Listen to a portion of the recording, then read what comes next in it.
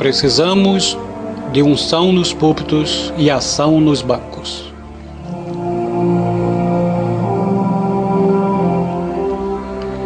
Pode acontecer de um crente ficar muito tempo no estágio de criancinha espiritual e depois, de repente, despertar e amadurecer espiritualmente, tornando-se fervorosos nas batalhas do Senhor e manifestando um intenso amor pelos perdidos.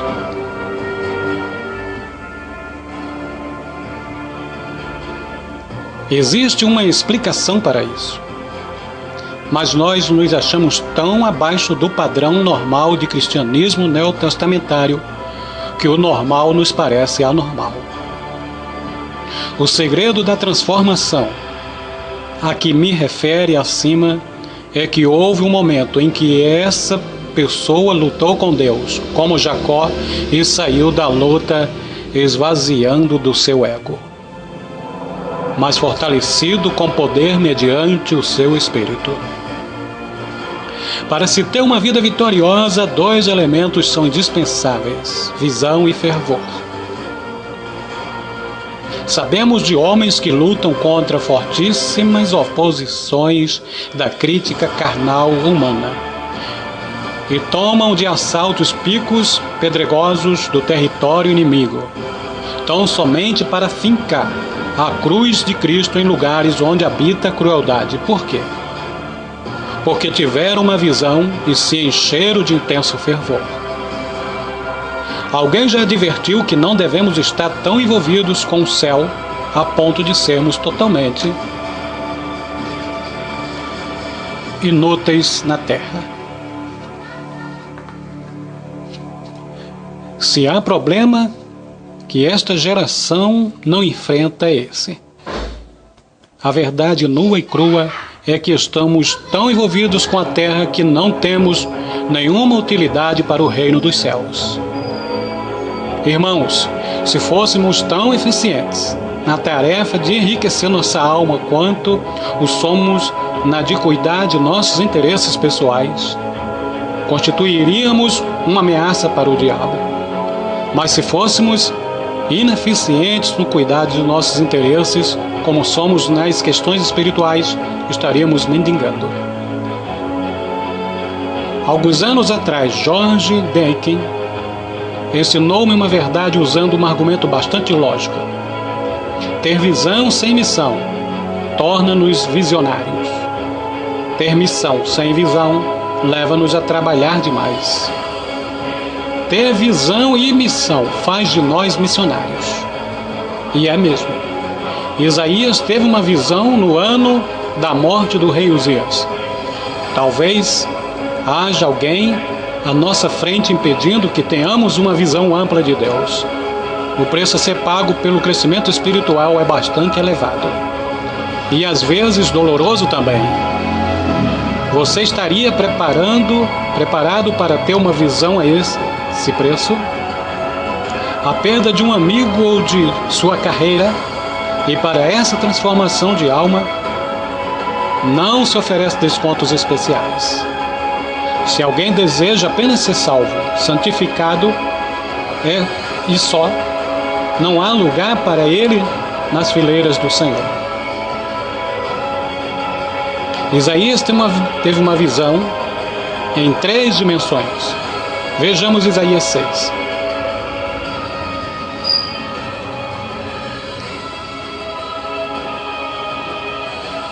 Versículo 1 a 9. Seu olhar se dirigiu para o alto, viu o Senhor. Para dentro de si, viu-se a si mesmo.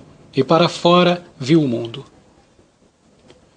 Sua visão tinha altura. Viu o Senhor, alto e sublime. Profundidade. Viu as profundezas de seu coração. E largura, viu o mundo. Foi uma visão da santidade. Oh, amados, como nossa geração precisa ter uma visão de Deus em toda a sua santidade. E foi uma visão da iniquidade. Estou perdido, de lábios impuros. E foi uma visão do desalento divino, implícito nas palavras: quem há de ir por nós? E nesta hora em que vivemos, quando a média das igrejas está mais envolvida com promoções do que com orações, incentiva mais a competição e se esquece da consagração, e substitui a propagação do Evangelho pela autopromoção, é imperativo que tenhamos essa visão tríplice. Não havendo profecia, o povo se corrompe. Provérbios 29, 18. E não havendo paixão pelas almas, a igreja perece. Mesmo que esteja lotada dominicalmente. Certo pregador conhecido no mundo inteiro e que tem sido poderosamente usado por Deus nos últimos anos para promover avivamentos, que são bem diferentes de cruzadas de evangelismo em massa, contou-me que também teve uma visão semelhante. Ainda me recordo da expressão de temor com que me falou, que não sabia ao certo se estava tendo uma visão ou um sonho, se estava no corpo ou fora dele, mas disse que enxergava uma enorme multidão em um profundo abismo, todo cercado de fogo, presa no manicômio do universo, entre aspas, ou inferno. Depois disso, esse homem nunca mais foi o mesmo, nem poderia. Será que Deus poderia confiar-nos revelação tão grandiosa? Já passamos pela escola da oração e do sofrimento para que nosso espírito esteja preparado para suportar uma visão tão atordoante? Feliz é aquele a quem Deus pode comunicar tal visão. Ninguém vai além da visão que tem. Teólogos intelectualizados não têm condições de romper a cortina de ferro da superstição e das trevas para trás das quais há milênios estão perecendo milhões e milhões de indivíduos. Talvez só homens com menos intelecto, mas com uma visão maior, sejam capazes disso.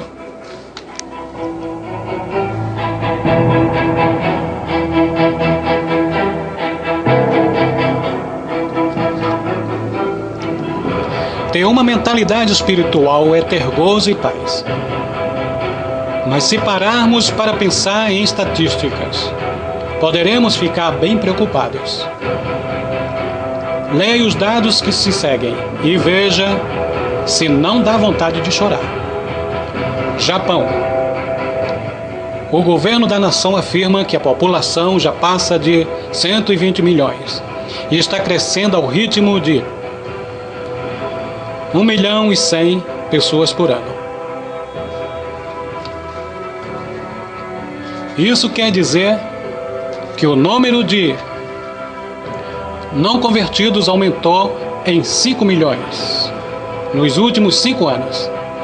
Coloque esse dado em sua lista de oração. Coreia.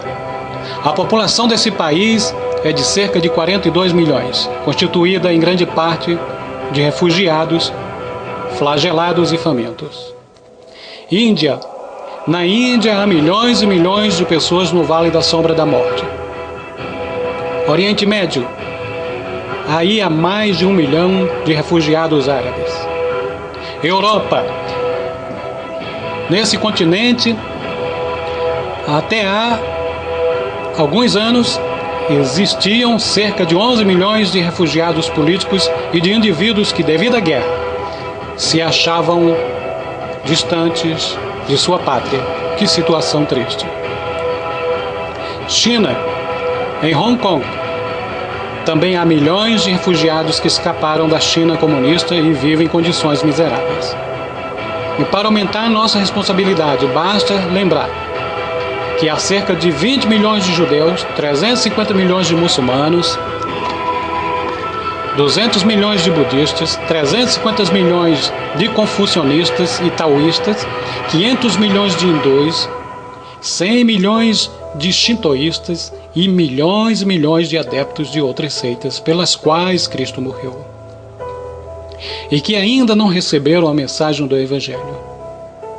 Até mesmo nos Estados Unidos existe em torno de 50 milhões de jovens com menos de 21 anos que não estão recebendo os ensinamentos de Deus. E cerca de 10 mil cidades de pequeno porte, onde não há um templo evangélico. Quase 1 milhão de pessoas morrem sem Cristo semanalmente em todo o mundo. Isso não significa nada para você? Precisamos acabar com nossa religião sintética. Uma situação dessas revela a falta de unção nos púlpitos e de ação nos bancos. O fato é que hoje não se prega mais o evangelho com o mesmo fervor de antes, e não há mais fome de se ouvir a pregação. É possível que Deus esteja mais irado com os países de formação protestante como os Estados Unidos e Inglaterra do que com os comunistas. Ache essa afirmação absurda?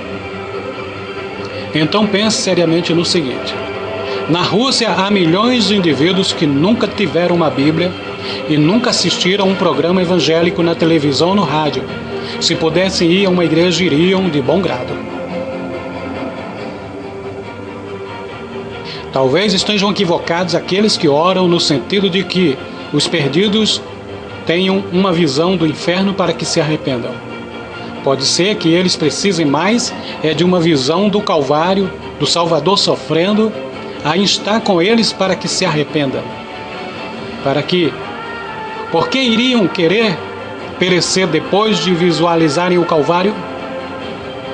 Conta-se que William Booth, fundador do Exército da Salvação, costumava dizer que, se pudesse, gostaria de proporcionar aos seus soldados, em fim de curso e a oportunidade de passarem 24 horas espiando para dentro do inferno, para que contemplassem o eterno tormento que ali impera. As igrejas fundamentalistas precisam de uma visão dessas. E quem mais precisam são os eloquentes e orgulhosos evangelistas. Houve certa vez um criminoso de nome Charlie Peace. Não tinha respeito nem pelas leis de Deus, nem pelas dos homens. Mas afinal um dia foi preso e condenado à morte. No dia de sua execução foi levado ao corredor da morte na penitenciária de Armley, Leeds, na Inglaterra. À sua frente ia o capelão da prisão, lendo versículos da Bíblia, em voz monótona e desinteressada.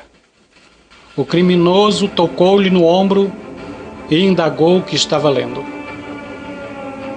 O conforto da religião, replicou o sacerdote. Charlie Peace ficou chocado de ver como ele lia aqueles textos acerca do inferno de maneira tão mecânica. Como alguém podia ser tão frio, a ponto de conduzir outro para a forca sem emoção alguma? Lendo-lhe palavras sobre um abismo profundo no qual o condenado estava prestes a tombar? Será que aquele pregador cria de fato que existe o inferno eterno, o fogo eterno, que arde incessantemente e nunca consome suas vítimas? Já que lia tudo sem ao menos estremecer, seria humano um indivíduo capaz de dizer a outro friamente: você estará morrendo eternamente sem nunca conhecer o alívio que a morte poderia dar-lhe? Aquilo foi demais para Peirce. E ele se pôs a pregar. Veja só o sermão que pregou o próprio instante em que caminhava para o inferno. Senhor, disse, dirigindo-se ao capelão, se eu acreditasse nisso, em que você e a igreja dizem crer, andaria por toda a Inglaterra só para salvar uma alma. E se preciso fosse, iria de joelhos, mesmo que a superfície dela fosse recoberta de cacos de vidro, e acharia que teria valido a pena. Irmão, A igreja perdeu o fogo do Espírito Santo. E por causa disso, a humanidade vai para o fogo do inferno. Precisamos ter uma visão do Deus Santo. Deus é essencialmente santo. Os querubins não estavam clamando onipotente. Onipotente é o Senhor. Não diziam onipresente, onipresente é o Senhor. O clamor deles era santo, santo, santo. Precisamos deixar que o amplo conceito desse termo hebraico penetre de novo em nossa alma. Se faço a minha cama no mais profundo abismo, lá estás também. Se tomo as asas da alvorada, lá estás. Nesta vida temporal, Deus nos cerca por todos os lados. E Ele mesmo, o Deus do qual não se pode fugir, nos aguarda na eternidade. É melhor procurarmos ter paz com Ele aqui e nos posicionarmos no centro de sua vontade agora. Um bom estímulo para nossa alma seria permanecermos trementes na presença desse Deus Santo. Todos os dias, antes de sairmos para o trabalho, aquele que teme a Deus não teme os homens. O que se ajoelha diante de Deus não se curva em nenhuma situação. Se tivéssemos diariamente uma visão desse Deus Santo, iríamos sentir-nos deslumbrados diante de sua onipresença, extasiados ante sua onipotência, silenciosos diante de sua onisciência e quebrantados diante de sua santidade. E a santidade dele se tornaria nossa. A maior vergonha de nossos dias é que a santidade que ensinamos é anulada pela impiedade do nosso viver. Um pastor de vida santa torna-se um instrumento poderosíssimo nas mãos de Deus, disse Robert Murray McCheyne. Antes de Isaías passar pela experiência descrita no capítulo 6 de seu livro, ele proferiu uma série de ais para diversas pessoas. Mas naquele momento, ele viu a si mesmo e disse: ai de mim, sou eu mesmo, Senhor, quem está precisando de oração, diz um hino negro espiritual. E como isso é verdade? Será que não há quadros com imagens impuras penduradas nas paredes de nossa mente? Não haverá alguma impureza escondida em algum cantinho de nosso coração? Será que poderíamos convidar o Espírito Santo para caminhar conosco de mãos dadas pelos corredores dele? Não haverá em nós intenções ocultas, motivações secretas e quartos fechados cheios de toda sorte de impurezas a controlar nossa alma? Em cada um de nós existem 3 pessoas.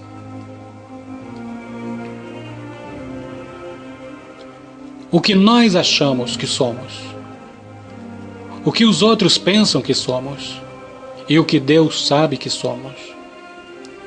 Geralmente somos muito condescendentes com nós mesmos e por demais rigorosos com os outros, a não ser quando estamos buscando intensamente a verdadeira vitória espiritual.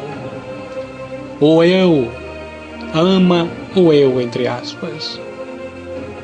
Embora se diga a respeito de São Geraldo Magela que, pela graça de Deus, ele amava todas as pessoas, menos Geraldo Magela. Que belo exemplo para nós. Mas na maioria das vezes, escondemos de nós mesmos nosso verdadeiro ser, para que não fiquemos enojados ante a realidade. Vamos pedir a Deus que seu penetrante olhar localize esse corrupto, impuro e mal cheiroso ego, para que ele seja arrancado de nós e crucificado com ele, para que não sirvamos o pecado como escravos. Romanos 6,6. Não adianta dar outros nomes ao pecado. Continua sendo pecado. Algumas pessoas se justificam assim. Aquele sujeito ali tem um gênio dos diabos. O que eu tenho é ira justa. Ela é supersensível. Mas eu sou irritável porque tenho problemas dos nervos. Ele é ambicioso demais. Eu estou apenas ampliando os negócios. Que sujeito mais teimoso. Eu tenho convicções firmes. Ela é muito orgulhosa. Eu tenho um gosto muito apurado. É muito fácil encontrar-se justificativas para todos os tipos de pecados. É só querer. Mas quando o Espírito Santo nos sonda o coração e conhece o que vai em nós, não passa a mão em nossa cabeça, nem tampouco nos lesa. Perguntou-lhe ao cego, Jesus: que queres que eu te faça? Respondeu o cego: mestre, que eu torne a ver. Marcos 10, 51. Vamos nós também pedir a Deus visão, uma visão para o alto, para dentro de nós e para fora. Assim como aconteceu com Isaías, ao olharmos para o alto, veremos o Senhor em toda a sua santidade. Ao olharmos para dentro de nós, iremos ver-nos exatamente como somos e enxergaremos nossa necessidade de purificação e poder. E ao olharmos para fora, veremos um mundo que está perecendo sem o conhecimento do Salvador. Sonda-me, ó Deus, e conhece o meu coração. Prova-me e conhece os meus pensamentos. Vê se há em mim algum caminho mau e guia-me pelo caminho eterno. Salmo 139, versículo 23 e 24. Só então teremos unção nos púlpitos e ação nos bancos.